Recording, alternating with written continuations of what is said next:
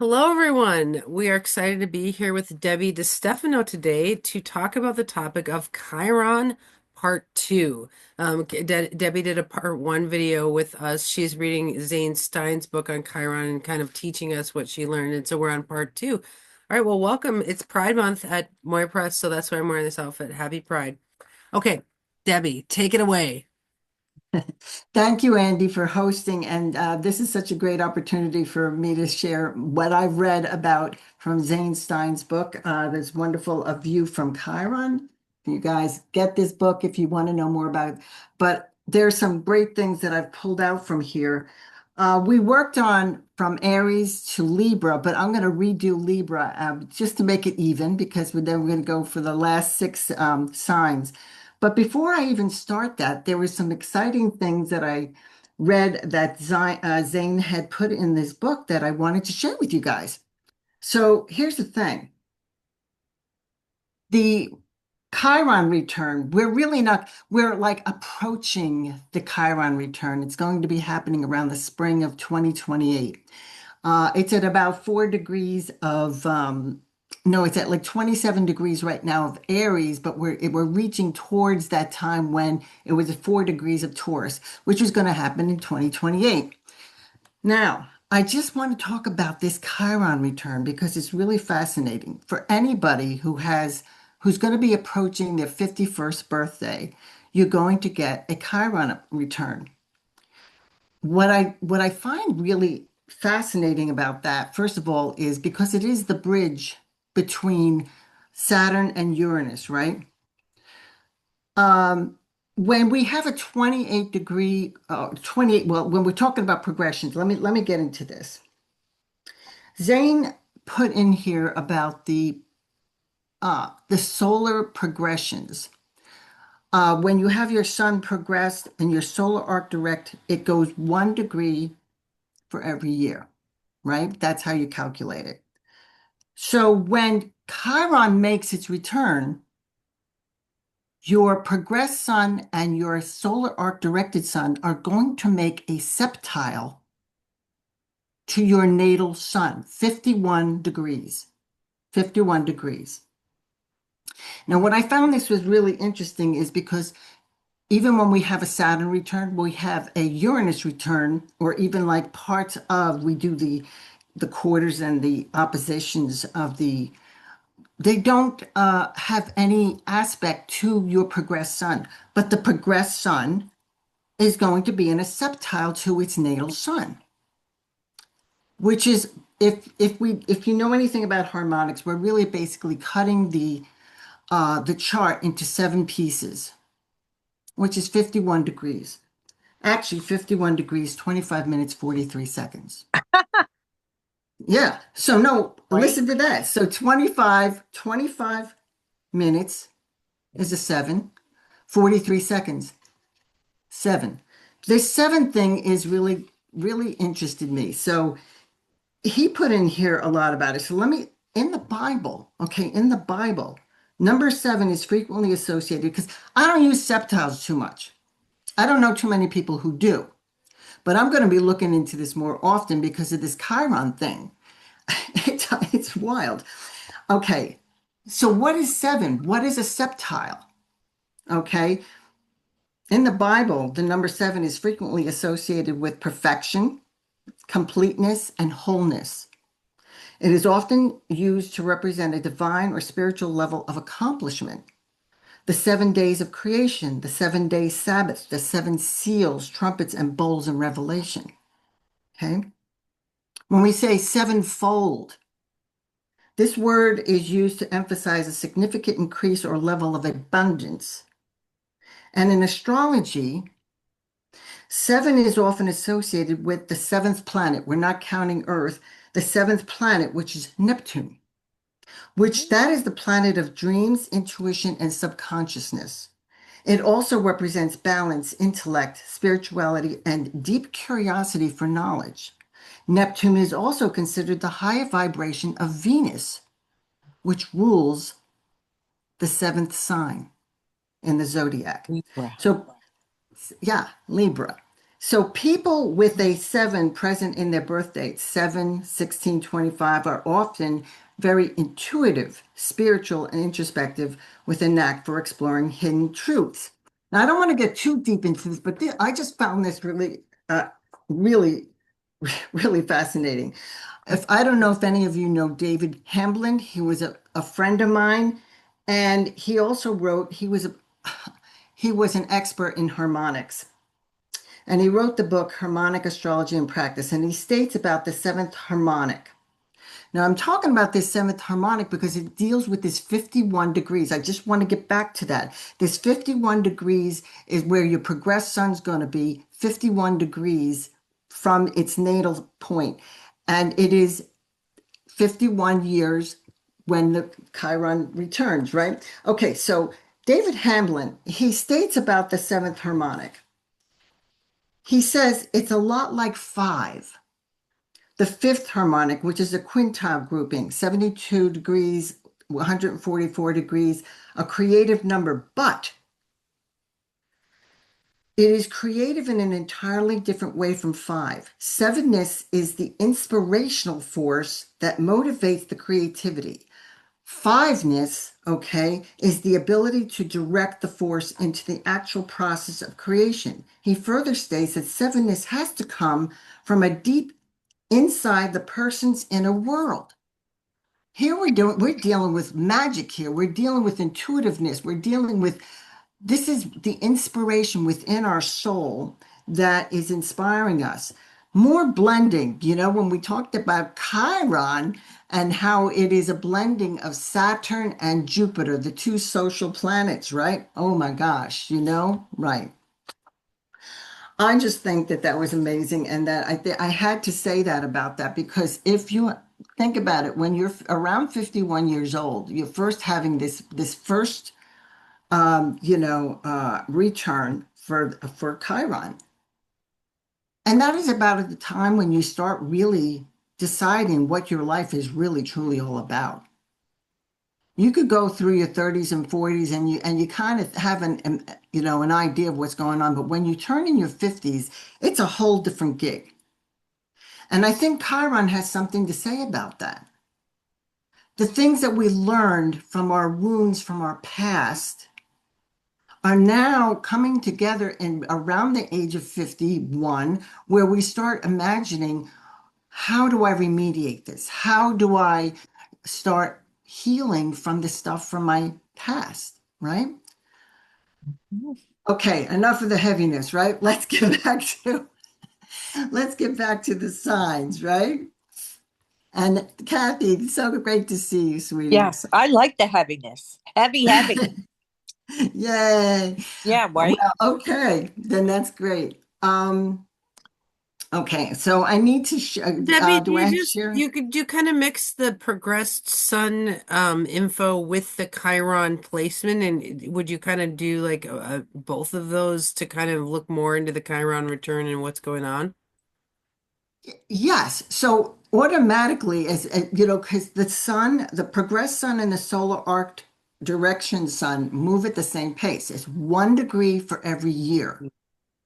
So when that Chiron's making a return on your 51st birthday, that those progressed sun and your solar arc direct sun automatically are making a septile to your natal sun. Mhm. That's how that works. And so when you think about that septile, it's about intuitiveness. You start really trusting your inner soul work when you're around that age. And that's where comes in. It gives you that gift of being more intuitive. It gives you that sevenness, as David Hamblin would have said, sevenness kind of feel that, this is your inspiration to create. Well, that's cool. I've never heard of that, but that's a cool layer there. Yeah, and it was in Zane Stein's book, but I just went deeper with it and like, okay, I gotta look into this a little bit more because it was really fascinating. Any other questions about that? Okay, so when we left off on Libra, but I'm going to reiterate Libra, and I Thank have you. Sharon. Huh? Some of us thank you. some of us Libras, thank you, that move. Well, you have your Libra sun, yeah. So when you're 51, you're really going to be having fun. Okay, so and that also applies to if your sun is conjunct another planet in your natal chart, that's going to be also septiled. You know, it's gonna have an effect on that planet as well. Okay, so I have sharing rights. Okay, thank You you. should, yeah. Okay, share. Sharing is caring. Sharing is caring. I love that. Yes. Okay, so here we are. Childlike. Okay. Let me do this. Okay, and I always do this wrong. Okay, let me move this over here so you guys don't see my notes. Oh, and this is, let me go back to, mm, mm, mm. Okay, this is what we were talking about, Chiron's return. Wow. Yeah. So, You're saying that the Chiron is returning from when it was discovered in 77? Because it's that's almost his, in yes, Taurus. yes. So now on a mundane level, this is going to be interesting. But I'm saying if in your chart, when you were 51, when you turn 51, wherever your Chiron is, whatever sign it's in, it's going to come back to that point for you personally. And that's when your progressed sun and your solar arc directed sun are going to make a septile, a 51-degree aspect to your natal sun. But when we're talking about on a mundane level, when it was discovered, it was at 4 degrees of Taurus. Right now it's at like 27 degrees of Aries. It's going to take till the spring of 2028 to get there. Does that make sense, Andy? Yeah, Yeah. totally. Because it was discovered in Taurus and it's at the end of Aries right now, so it's almost back to its discovery spot. Yeah. Exactly, exactly. Yeah, it was 1977. So when we get to 2028, it'll be 51 years. Wow. I know. It's Crazy. wild. And I just think it's so ironic that asked me to do this for about Chiron because I guess it's going to be a big thing when it comes to 2028, on spring of 2028. A lot of people are going to be talking about the Chiron return and what's going on with that. Um, So, yeah, wherever Chiron is in your chart, around the time of your 51st birthday, your solar return occurs. Your progressed and solar arc sun will be making a septile to your natal sun, the seventh harmonic, dividing the 360-degree wheel into 7 slices. And then we just talked about all the significance of the number 7. Uh, so I just had to add this into the lecture because I thought it was fascinating.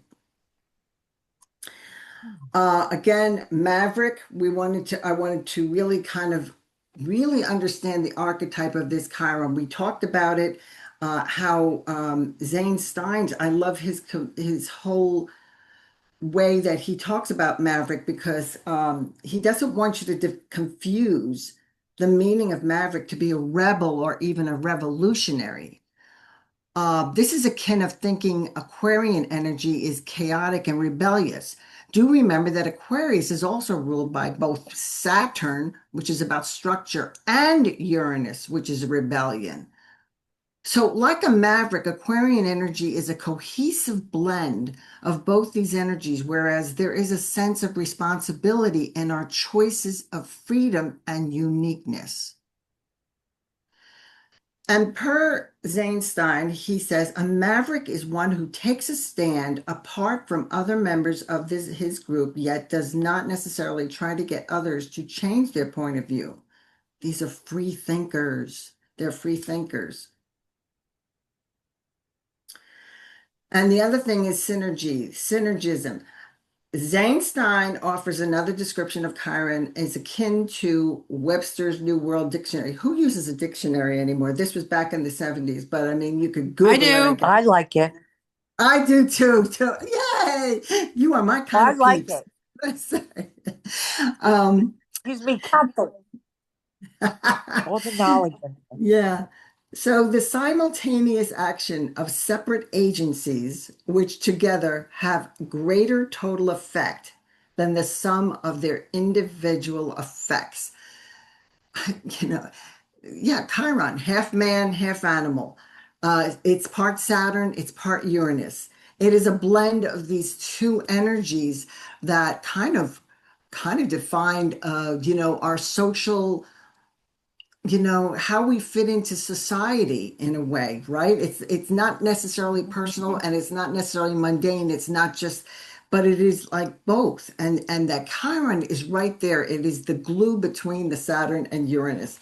And there are other various descriptions. We don't have to, but you can look at these and you could know that these are all part of what he described as what Chiron is all about. So yeah, when you get to see this again, but just look at all these, and I'm not going to say every single one of them, but they are definitely well, because we covered this on the last lecture too. So just just keep it in mind of what this is all about.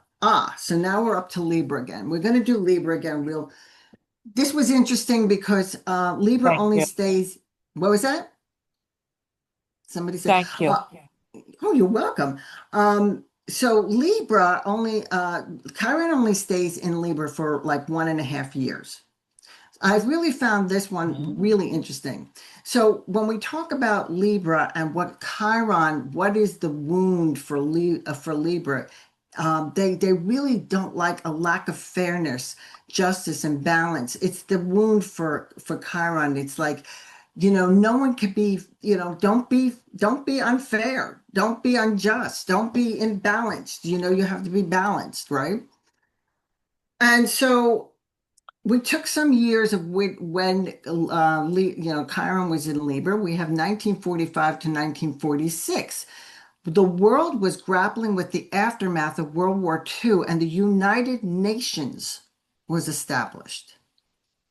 Very Libran. 1995 to 1997, the Bosnia War. Religious political between the Serbs and Croatians ended by the backing of NATO peace agreement. Hong Kong was released by British rule and handed over to China. So there was this synergy about, trying to be fair and just and balanced during those times when Chiron was in Libra. So what did they have in common? Both generations were endeavoring to achieve peace and balance.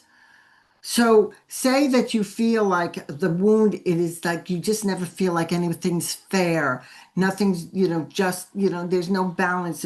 So the healing point, nourishing the healing of your souls through the aesthetic pleasures of an integral part of your lives, through the arts, music, self-balance, and peace. The arts and music are very Libran, and they are the healing point for Chiron in Libra. And the two people that I have in here are Liza Minnelli and Freddie Mercury. And I thought these were such an amazing, and I did them together instead of separate charts because they were only born, let's see, what, 6 months apart or something like that. Yeah, 6 months Wow. apart, right? Okay, 6 months apart. Of course, the time difference would be different because he was born in Zanzibar, Tanzania, and she was born in Los Angeles, California. But neither here nor there, they still had Chiron in, they both had Chiron in Libra.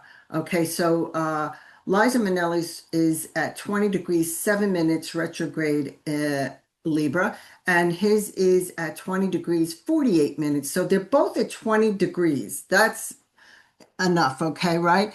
So with Liza, this is an interesting thing. We're looking at the chart. She was the daughter of the then most famous Judy Garland, and she was married and divorced 4 times and had many lovers in her lifetime. Finding her balance, she suffered from alcoholism and an addiction to prescription drugs.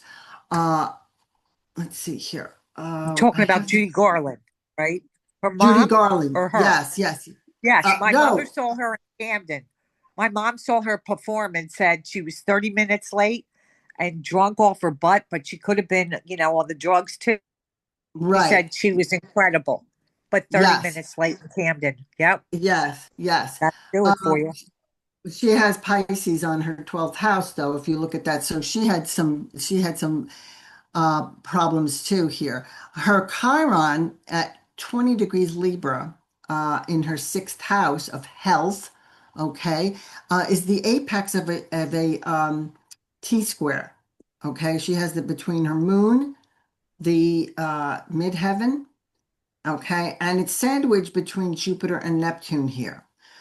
Um, okay, so with her, she had to take care of her mother. She was taking care of her mother. And that I think has a lot to say about this right here, with this moon down here Oh, and the Chiron in that square to the moon. Okay. That Chiron also, mm, let me just see here. I had more information on this, I thought. Okay, so with her, okay, I know what I did. oh, No, okay. Okay, so with her, nearing the end of Chiron, okay, Chiron was closer to the Chiron. Oh, okay, so for her, she has her Chiron, and it is closer to the Saturn square, okay, than it is to the trine. She has her Chiron and her Uranus.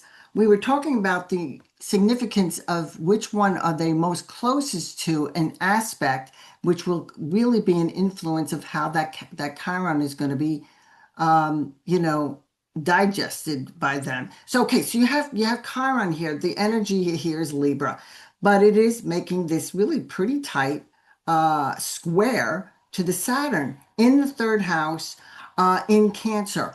This was about her taking care of her mother. This was her problem, that she had to take care of her mother. That was a lot of what her life was about. Freddie Mercury, on the other hand, was a total other thing now. She turned to music too. Music, she was a singer. She was a performer. This is what she did. She did dramatic arts to get through whatever she had to do. Freddie Mercury was a brilliant singer. He was genius. His music, his voice, okay? His Chiron is at 20 degrees Libra, I'm sorry. And it is making a tighter, it is making the tighter trine to his Uranus. Chiron trine the Uranus, as opposed to her Chiron squaring the Saturn. This was closer for him, this Uranus. Of course, he is like the poster child of freedom, you know. He wanted to sing and he wanted to do his own thing and he was going to do it his way. And so that Uranus, that trine with the Chiron being trine that Uranus was much more influential for him than that it was for Liza Minnelli. Any questions or comments on that?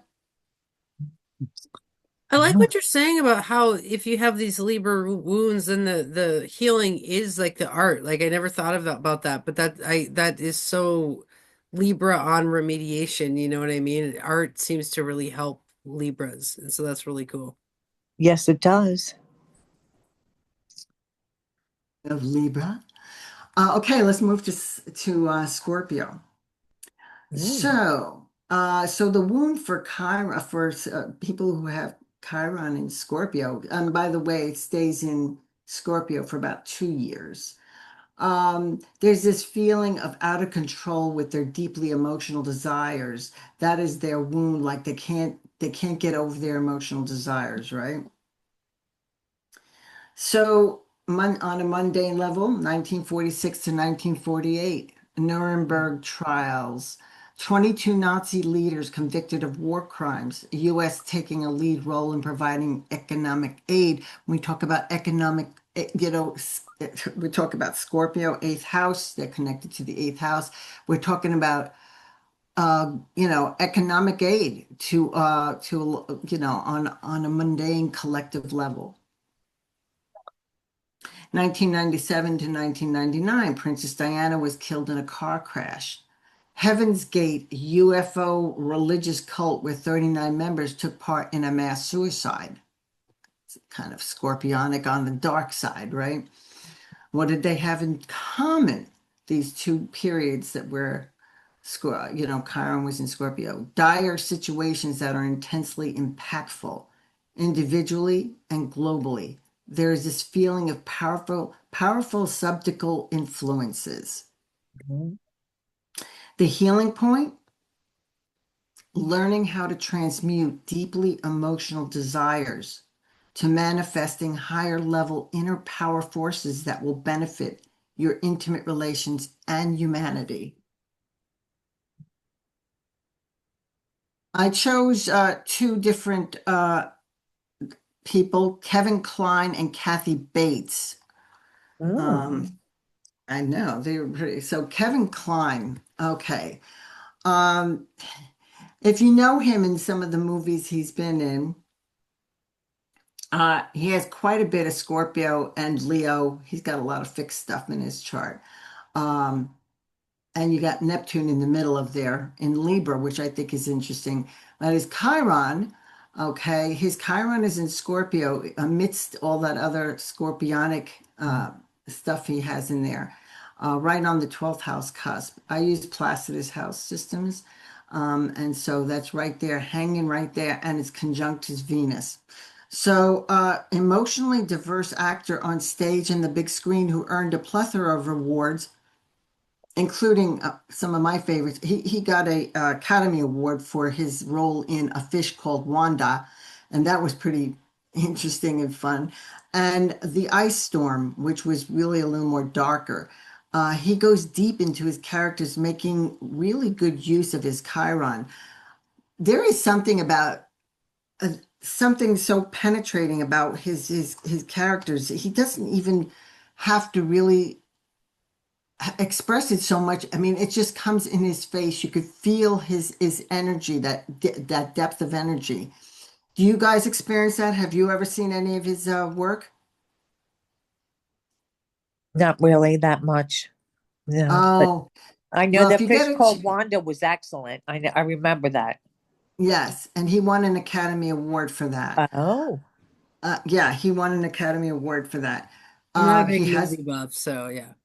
Oh, okay, yeah, that was my thing. I always used to go, but anyway, his characterizations were always so in depth, in the relationships he had with people in his movies and everything. Um, so yeah, that Chiron really was pretty deep. Um, so that's Kevin Kline, and then we have Kathy Bates. Kathy Bates, okay, so she has Chiron at 18 degrees Scorpio and it's squaring her Saturn. Let's see here, right here, Saturn, and her Chiron's right here at 18 degrees. So, and it's a fixed square too. And her sun is at Cancer. Okay, making a sesquiquadrate with her Chiron and her moon. Um, and a separating trine with her Chiron. Her characters are always emotionally intense too. If you've ever seen her in Misery and Titanic and Dolores Claiborne, she's an amazing actress, but she puts her whole heart and soul into her her. In fact, there performance. was somebody somebody had interviewed her about her. If you guys know, what was it? Not Misery. If you know Misery, That was that's excellent. yeah. Well, she said that in an interview when she met James Caan to do the movie with him.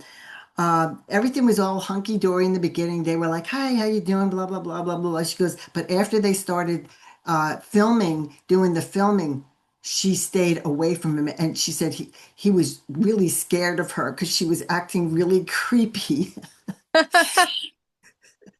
And Getting I was into the like, role. "Oh yeah, huh? Oh Getting yeah." into She the took that. role. Oh yeah, she was she was she's a Scary. character actress, and she's amazing when she does her characterizations. Of course, I think a lot of it speaks of all that cancer too, but that she has up there, and of course she has Pluto and Saturn in Leo. She knows how to work the room. Let's just put it that way. And that Chiron though in Scorpio gives her that intensity. She's able to use it in what she does. Um, Her Chiron relationship with Saturn and Uranus. Okay, Saturn is at 1 degree separating square to Chiron, and Chiron is in a 6 degree applying sesquiquadrate to Uranus. Her Saturn at 20 degrees Leo is in a 7 degree applying sextile to her Uranus. And Gemini, which is placed at 27 degrees Gemini, placed on her midheaven. It's a very angular chart. So this Uranus is pretty, I think, important, being it's right on the angles right here. And then to me, that's even more important than you have this. You have this square, but you also have this Uranus, which is just up there at the very top of her chart. So I think that they're very important, both of them. Um, but that square really makes this where she really gets very intense. The other thing that's really interesting about her chart is she has all of this stuff in that last quarter of and everything's above except for Neptune and Jupiter and Chiron.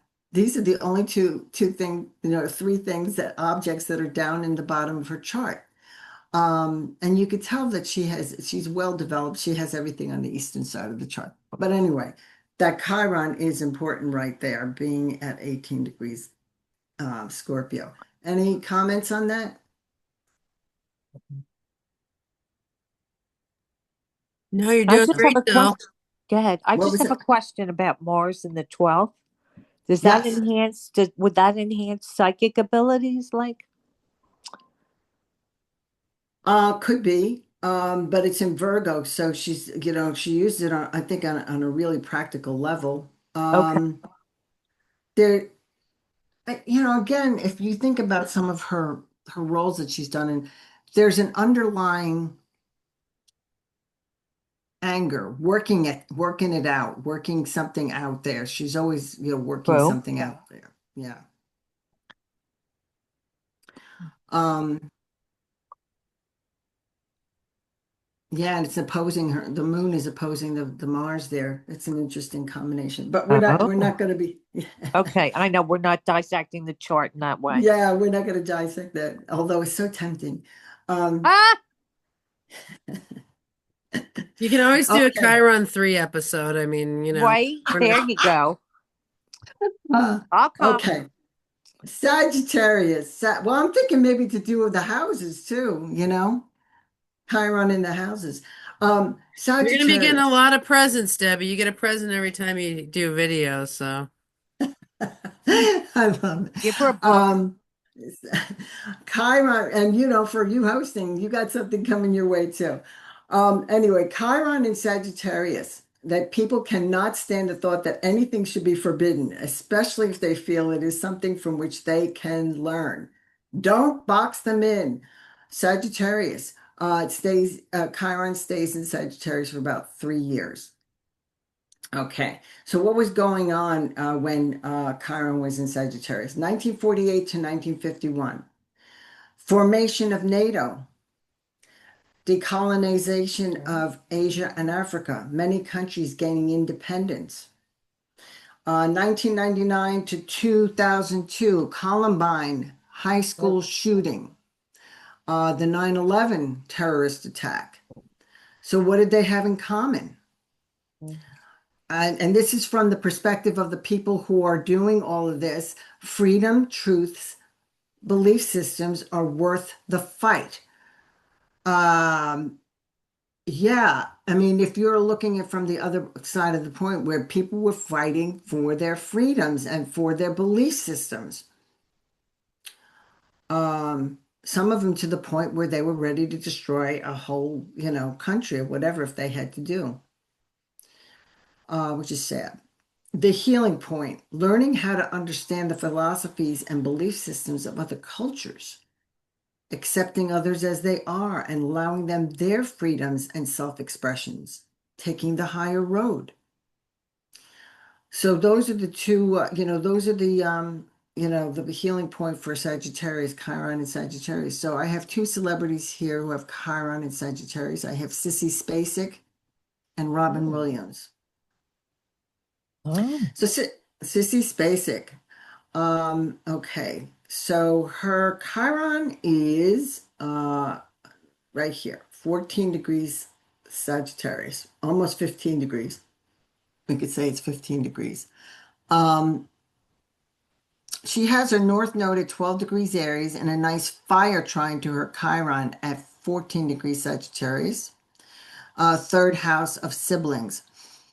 Her Chiron is in the apex in a mutable T square with the Uranus here. Let me see. No, that's not it. Hold on a second here.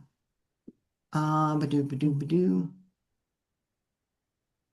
The exact, okay. She has, let's see here. Let me just see this.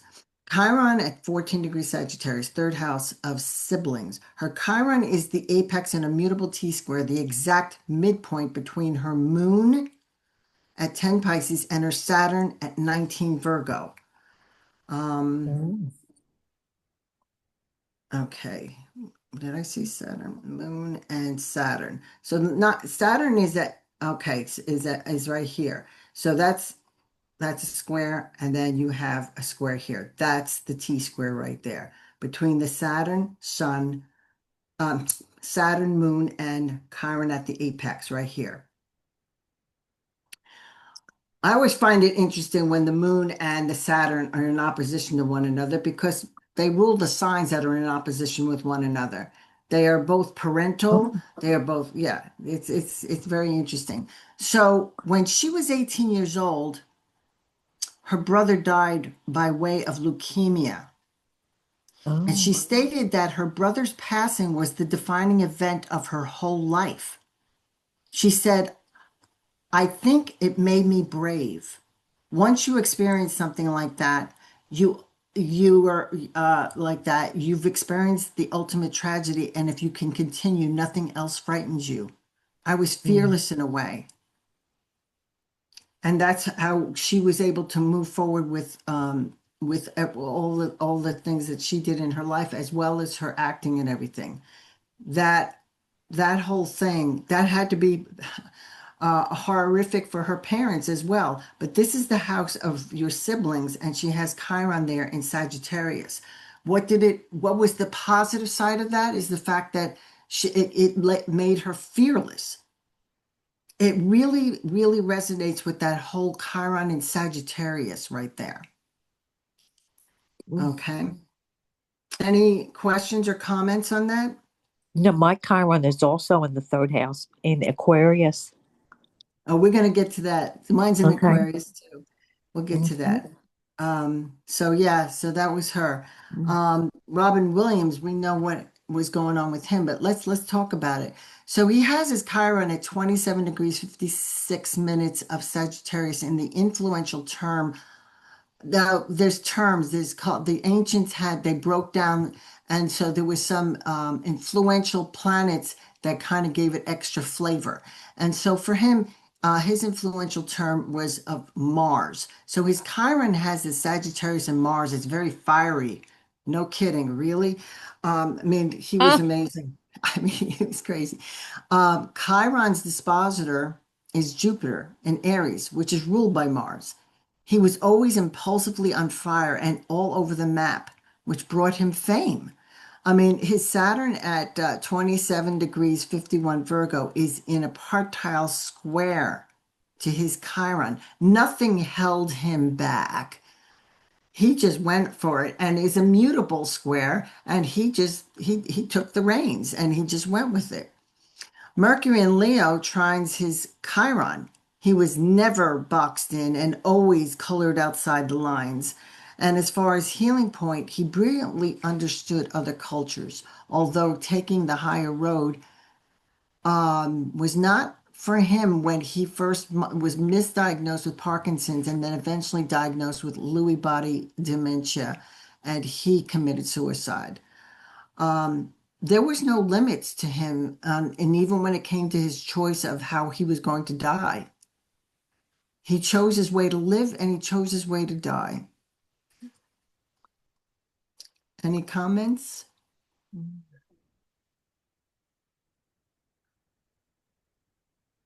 You're doing great. Capricorn. Yeah. Oh, thank you. That was And I know we very have to, intense. That was very intense, that comment. He chose the way to live and he chose the way to die. yeah, Hmm. yeah, I like that. yeah. I It might is steal sad it. though. Yeah. Yeah, I know. Well, don't It do it. was. Just you can steal the words, don't steal the actions. Okay. Capricorn, a need to find their identity via creating some type of order or structure that will not fall apart.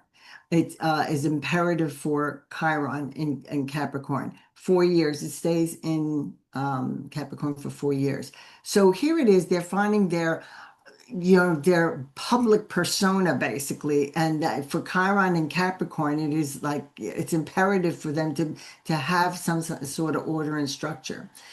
The years that we experienced that 1951 and 1955, the Cold War between the US and Soviet Union intensified with both superpowers building up their military forces, and civil rights movement began to gain momentum. 2002 to 2006, the Department of Homeland Security was established. The U.S. launched the War on Terror following the 9/11 terrorist attacks. So, what do they have in common? Empowerment succession, a need to be on top of the power chain.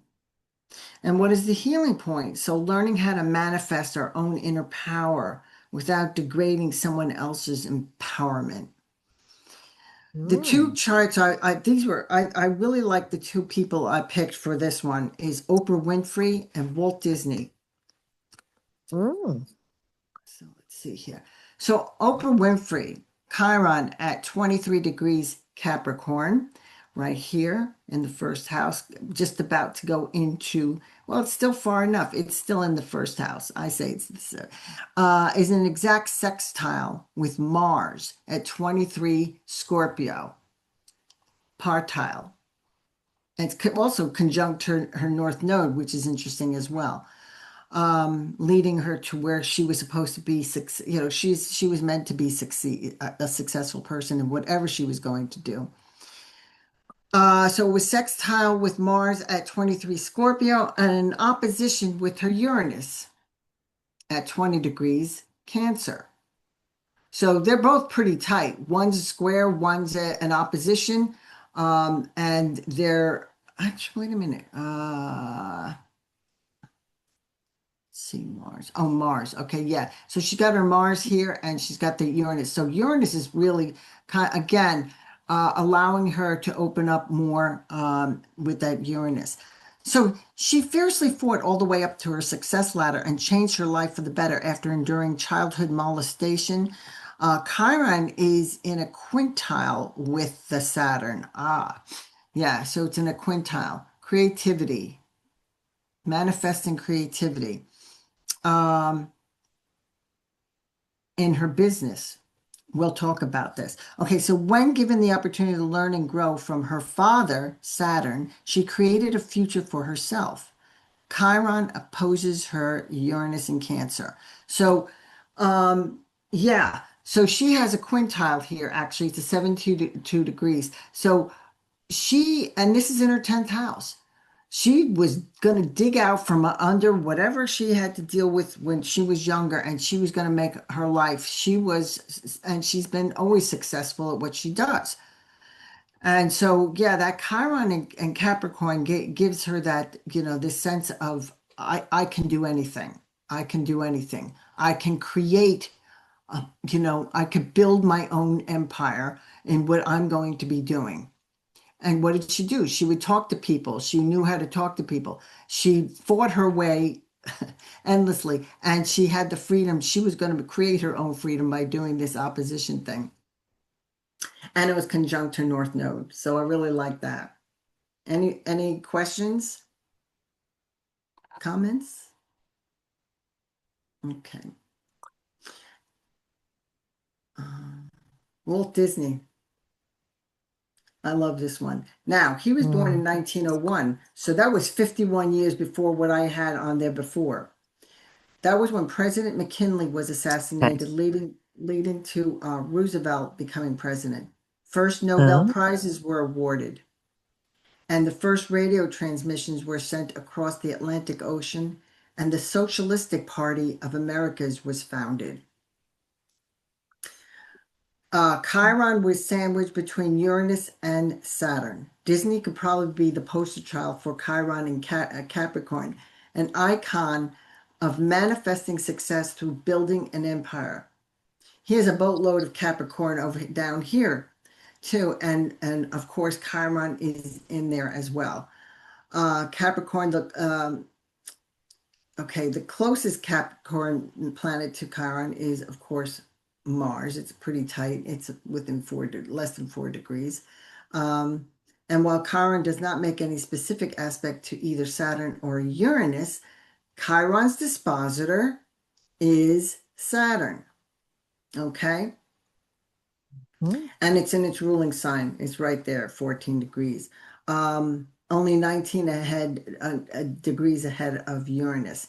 An interesting aspect, Chiron is in an opposition with Neptune at 0 degrees Cancer. His moon is at 9 degrees Libra, squares the Chiron. Disney nailed his healing point. Dreams do come true. Dreams do come true. That Chiron is making an opposition to that Neptune, where it's way up at the top of his chart. He made his dreams come true, and they were family. They were for family entertainment. It was pretty interesting. Okay. We're down to Aquarius and Pisces. Okay, so Aquarius. So if you have Chiron in Aquarius, Kathy, and I have it too. Yes. Nothing can stop a Chiron in Aquarius from the need to evolve. Consequently, they have a hard time relating to those who refuse to move forward in their lives. What a true statement for me. Me too. Right? Me too. Right? It stays in Aquarius for 5 years. So here we have from 1955 to 1960, the U.S. experienced a period of economic growth and social change towards more liberal mindsets, technology advancements, and the launch of Sputnik and the first artificial satellite, right? 2006 to 2010, the rise of social media, global financial crisis. Barack Obama elected as the first African-American U.S. president. What do they have in common? Social, technological, political, and financial changes that influence future global events. So what is the healing point for someone who has Chiron in Aquarius? Developing and understanding that being a part of a social circle is for the intent of bringing people together for the good of the collective. I have 2 charts here, Billy Bob Thornton and Katharine Hepburn. Billy Bob Thornton. Guess what? I'm reading her biography to a woman across the hall from me who's been blinded since birth. And first we read the biography, and now we're reading her autobiography called Me. It's fascinating. Isn't that interesting? We both have Chiron in Aquarius. She was a free spirit, highly intelligent, went to Bryn Mawr. She liked to dress like a boy, highly athletic. She was. Well, I'm going to go through this real quick with Billy Bob Thornton because we're running out of time. That is great. I'm glad that you're reading that. Okay, so he has his Chiron here at 2 degrees. He was always very odd, but he has all this Leo stuff up here. So this Chiron's down on the anchor of his chart down here by the IC, and It's across from, it's opposing his midheaven, his Venus, his Mercury, and all this Leo stuff. It doesn't make a difference. It's still the same energies there. But anyway, yeah, he always did things, and he did win an Academy Award for the movie that he wrote and starred in, The Sling Blade, an independent film, an independent film. I'm going to rush through that because I want to get to Catherine and I want to get to Pisces here. Catherine Hepburn, okay. Similar to Walt Disney's chart, except her Chiron's connection to Saturn and Uranus, very interesting. I'll say Chiron, okay. Again, hers is down at the bottom here too, at 18 degrees Aquarius. Chiron does not aspect either planet. However, Chiron's dispositors are both Saturn and Uranus, and Chiron is in the exact midpoint between Uranus and Saturn. Here's her Uranus, Oh. and her Saturn is at Pisces. Mm. Fascinating, and that Uranus, actually the dispositor for that is Saturn. I just thought that this is really interesting, this whole thing where it kind of, again, it's the bridge between her Saturn personally and her Uranus.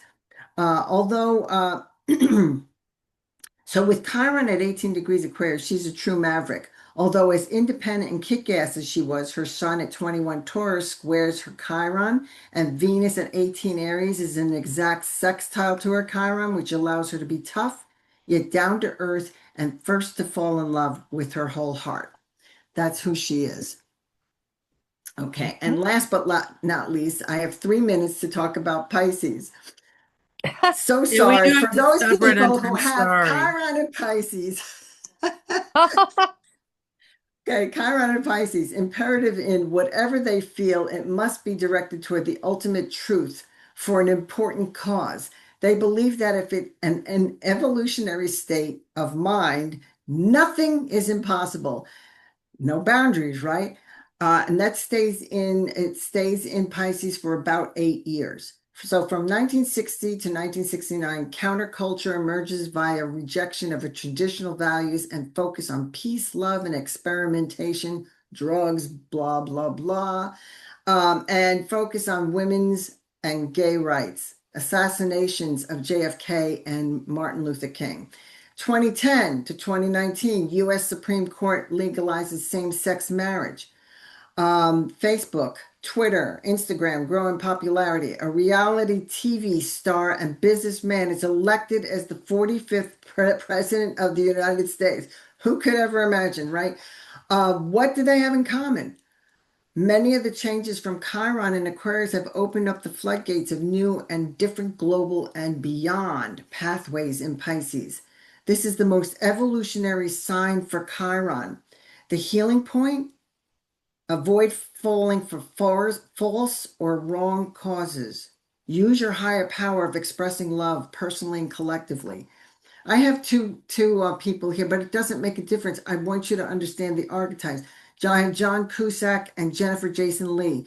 They are actors, and they are also part of what they have to say. I know that I'm running out of time, so I just basically wanted to put that on there.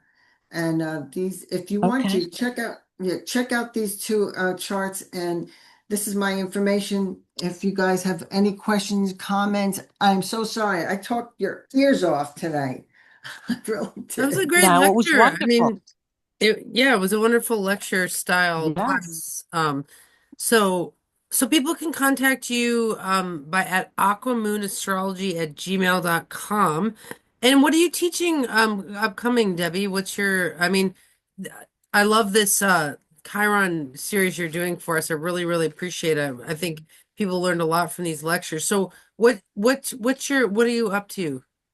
Well, I owe my students another level of. I'm trying to do the next level. Because I always teach beginners 1 and 2, and then we go to intermediate, and I want to get on to the next level. So I may be talking about transits and progressions and There solar you arc go. directions. And your Yeah, classes are on Monday Good. nights, right?